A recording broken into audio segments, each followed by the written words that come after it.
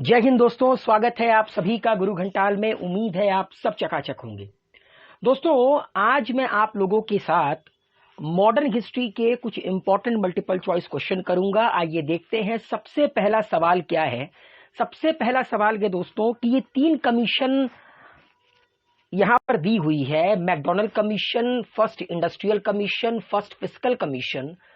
Chronology के according आपको इसको सजाना है, मतलब पहले कौन आया, उसके बाद कौन आया, उसके बाद कौन सा कमीशन आया। तो दोस्तों, मैकडॉनल्ड कमीशन 1901 में एक फेमाइन कमीशन था जिसको लॉर्ड कर्जन ने बनाया था। असल में 1899-1900 छप्पनिया अकाल पड़ा, ठीक है। तो उसी फेमाइन के कारण फेमाइन कमीशन बनाया गया। तब हिंदुस्तान के वायसरॉय थे लॉर्ड कर्जन, और लॉर्ड कर्जन ने 1901 में एंथनी मैकडॉनल्ड की अध्यक्षता में मैकडॉनल्ड कमीशन का निर्माण किया। पहला इंडस्ट्रियल कमीशन आया दोस्तों 1916 में, ठीक है। और ये कमीशन इसलिए बनाया गया था ताकि हिंदुस्तान में जो इंडियन इंडस्ट्रीज हैं उनको किस प्रकार से ग्रो कराया जा सके।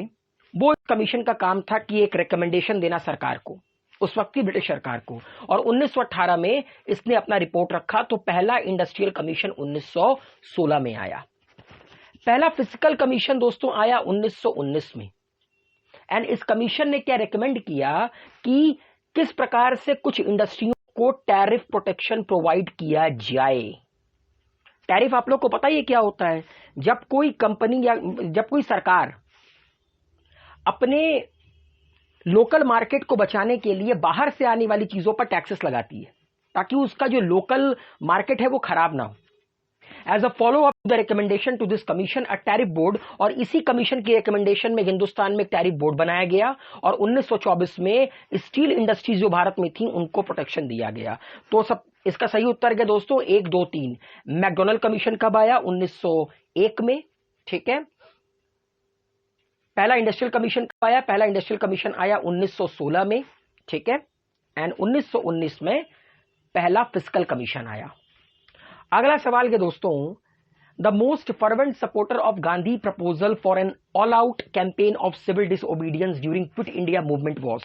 इन चारों लोगों में से वो कौन थे जो गांधी जी को फर्वेंटली सपोर्ट कर रहे थे, मतलब बढ़ चढ़ कर सपोर्ट कर रहे थे जब गांधी जी ने कहा कि क्विट इंडिया मूवमेंट जो कि 1942 में हुआ, कि क्विट इंडिया मूवमेंट के दौरान एक ऑल आउट कैंपेन करते हैं सिविल डिसोबीडियंस का। आपके ऑप्शन है सरदार वल्लभ भाई पटेल, सुभाष चंद्र बोस, राम मनोहर लोहिया या जयप्रकाश नारायण। सही उत्तर के दोस्तों सरदार वल्लभ भाई पटेल ने गांधी जी के इस प्रपोजल का खुला सपोर्ट किया था।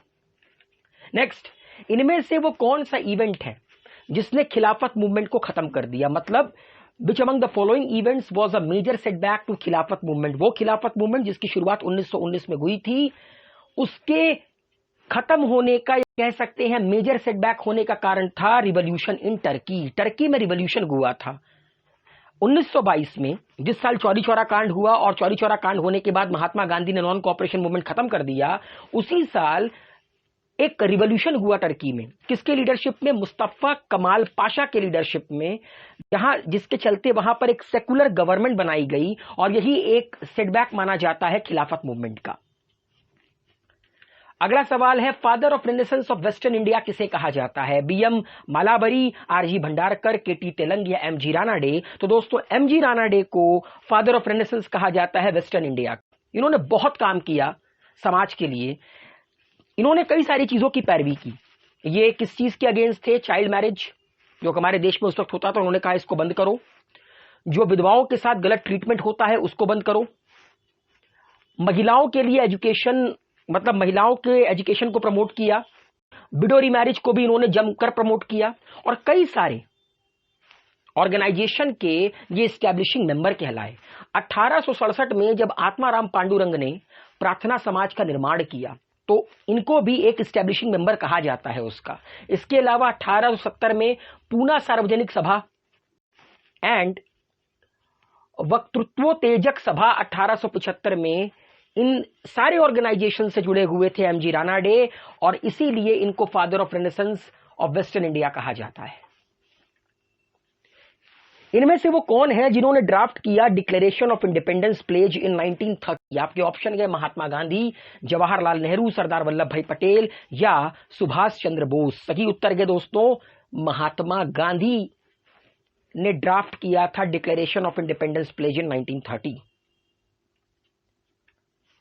अगला सवाल है कि इनमें से वो कौन से बंगाली राइटर हैं जिन्होंने ये सजेस्ट किया था कि हिंदी को इंडिया की नेशनल लैंग्वेज के तौर पर एडॉप्ट कर लेना चाहिए, कि हिंदी को भारत की राष्ट्रीय भाषा के तौर पर एडॉप्ट कर लेना चाहिए। आपके ऑप्शन है भूदेव मुखर्जी, दीनबंधु मित्र, मधुसूदन डेल्टा या काली प्रसन्ना सिन्हा। तो सही उत्तर है दोस्तों भूदेव मुखर्जी ने यह सजेशन दिया था कि हिंदी को as a national language adopt कर लेना चाहिए इंडिया को। इनमें से वो कौन सा एक्ट है जिस एक्ट से हिंदुस्तान में पार्लियामेंट्री सिस्टम की शुरुआत हुई, संसदीय प्रणाली की शुरुआत हुई?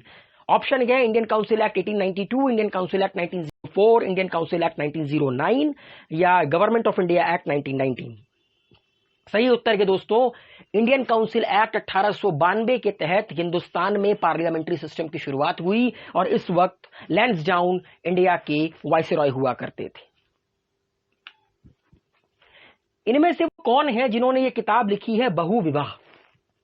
शरत चंद्र चट्टोपाध्याय, बंकिम चंद्र चट्टोपाध्याय, श्री अरबिंदो या ईश्वर चंद्र विद्यासागर? तो बहुविवाह नाम की किताब लिखी है ईश्वर चंद्र विद्यासागर जी ने। इंडियन होम रूल लीग जिसका निर्माण 1916 में बाल गंगाधर तिलक और एनी बेसेंट के द्वारा किया गया, उसके पहले प्रेसिडेंट कौन थे? Joseph Baptista, Annie Besant, NC Kelkar या बाल गंगाधर तिलक? सही उत्तर है दोस्तों जोसेफ बैप्टिस्टा पहले प्रेसिडेंट थे इंडियन होम रूल लीग के। इंडियन होम रूल लीग का निर्माण बाल गंगाधर तिलक ने अप्रैल 1916 में किया था, वहीं सितंबर 1916 में एनी बेसेंट ने होम रूल लीग का निर्माण किया था। इन दोनों का मोटो अलग था मगर इन दोनों के काम करने का जो एरिया था वो अलग अलग था। और जोसेफ बैप्टिस्टा पहले प्रेसिडेंट बने थे इंडियन होम रूल लीग के जब बाल गंगाधर तिलक ने इसको लॉन्च किया था अप्रैल 1916 में। इंडियन इंडिपेंडेंस एक्ट 1947 वो कागज या कह सकते हैं वो डॉक्यूमेंट जिसने हिंदुस्तान के बंटवारे की नींव रखी, जिसके तहत हिंदुस्तान को दो भागों में बांटा गया। यह कहा जाता है कि हिंदुस्तान को आजादी मिली, मगर अगर आप लोग ओरिजिनल डॉक्यूमेंट पढ़ेंगे तो उसमें लिखा हुआ है कि हम लोगों ने आजादी जीती नहीं, हमें ग्रांट की गई आजादी। तो सवाल यह है कि ये जो इंडियन इंडिपेंडेंस एक्ट है 1947 का, इसको रॉयल एक्सेंट कब मिला? आपके ऑप्शन गए मतलब ब्रिटिश पार्लियामेंट में 18 जून 1947, 18 जुलाई 1947, 18 मार्च 1947 या 18 अप्रैल 1947। सही उत्तर के दोस्तों 18 जुलाई 1947 को ब्रिटिश पार्लियामेंट में इंडियन इंडिपेंडेंस एक्ट 1947 को रॉयल एक्सेंट प्रोवाइड किया गया। Next, the Arctic Home in the Vedas, a book on the origin of Aryanic people. इस किताब को किसने लिखा है, the Arctic Home in the Vedas को? आपके ऑप्शन है एनी बेसेंट, गोपाल कृष्ण गोखले, बाल गंगाधर तिलक या अरबिंदो घोष। सही उत्तर के दोस्तों इस किताब को लिखने वाले का नाम है बाल गंगाधर तिलक और इन्होंने ये किताब लिखी थी 1903 में, मतलब 1903 में ये किताब पब्लिश हुई थी। नेक्स्ट, इनमें से कौन सा कंट्रीब्यूशन या इनमें से कौन सा वर्क राजा राम मोहन रॉय से रिलेटेड नहीं है? संवाद कौमुदी नाम की पत्रिका इन्होंने ये जुड़े हुए थे, इसकी शुरुआत इन्होंने 1821 में की। कलकत्ता यूनिटेरियन कमेटी की शुरुआत भी इन्होंने 1821 में की। वेदांता कॉलेज का निर्माण किया 1825 में, लेकिन गंगा महासभा से ये नहीं जुड़े हुए थे। गंगा महासभा से जुड़े हुए थे मदन मोहन मालवीय। मदन मोहन मालवीय ने 1905 में MMM मदन मोहन मालवीय, बनारस हिंदू यूनिवर्सिटी के फाउंडर, इन्होंने 1905 में गंगा महासभा की निर्माण किया था। और आप लोगों को एक बात तो पता ही है कि सबसे बड़ा कंट्रीब्यूशन राजा राम मोहन रॉय का क्या था? 1828 में ब्रह्मो समाज की स्थापना करना। वो ब्रह्मो समाज जो कि 1866 में जाकर डिवाइड हो गया, ठीक है, ब्रह्मो समाज एंड आत्मीय ब्रह्मो समाज में, ठीक है। एक को केशव चंद्र सेन ने लीड किया, दूसरे को देवेंद्रनाथ टैगोर ने लीड किया।